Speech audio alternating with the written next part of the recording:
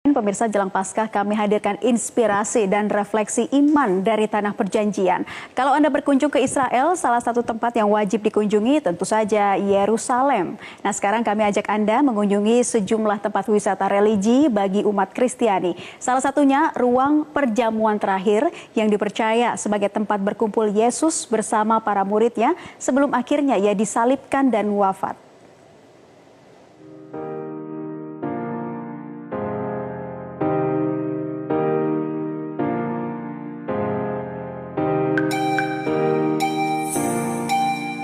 Ini kita ada di Bukit Zion. Di sini kita akan melihat The Last Supper Room atau ruang perjamuan terakhir, dan kita juga akan melihat gereja Santo Petrus Galikantu. Di sini ada peristiwa Petrus menyangkal hingga akhirnya ayam berkokok.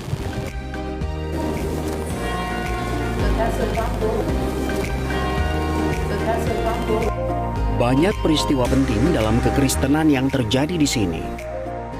Di ruangan ini, sekitar 2020 tahun lalu, Yesus dan murid-muridnya menggelar perjamuan terakhir jelang wafatnya.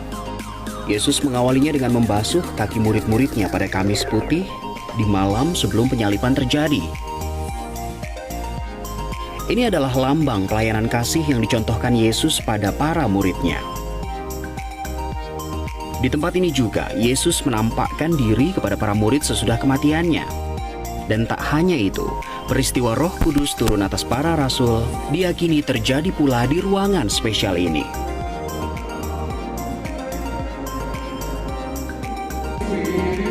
Luas ruangan kurang lebih 15,5 kali 9 meter. Ia terbagi dua oleh 3 tiang.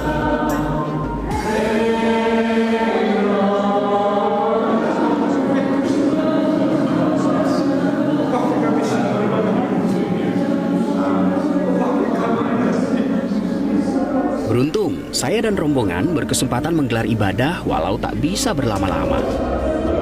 Gereja ini pernah hancur parah, kemudian diperbaiki.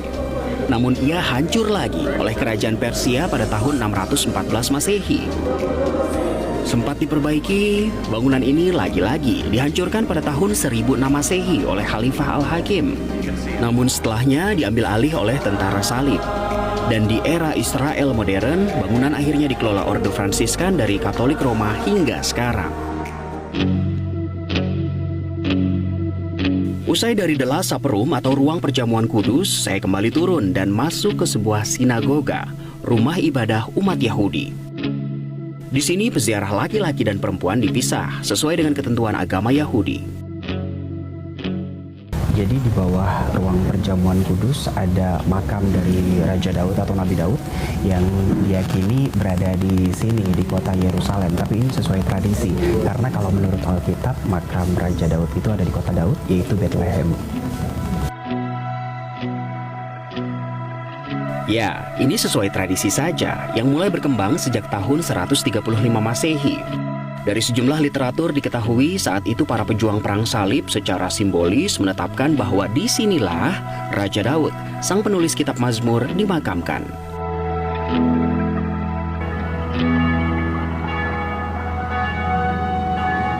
Tidak jauh dari ruang perjamuan terakhir dan makam Raja Daud ada gereja Santo Petrus Galikantu.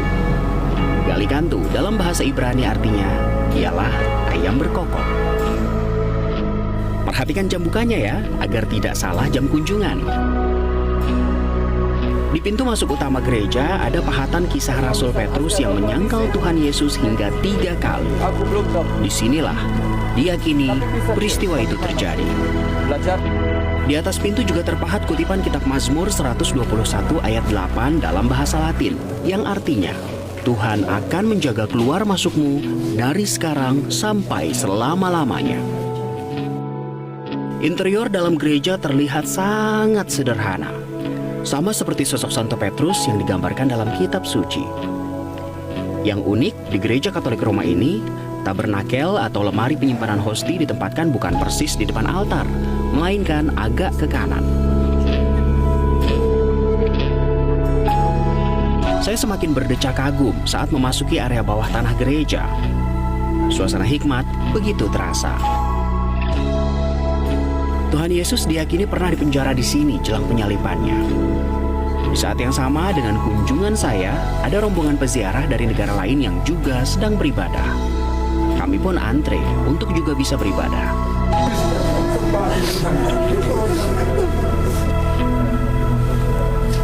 Saya melihat ada satu lubang di atas ruangan. Ternyata dulu para tahanan dilempar ke dalam penjara bawah tanah dari lubang itu. Walaupun kondisinya kini sudah dimodernisasi, namun melihat penjara bawah tanah membuat hati saya tersayang. Rasanya saya tak sanggup membayangkan bagaimana penyiksaan yang dialami kala itu.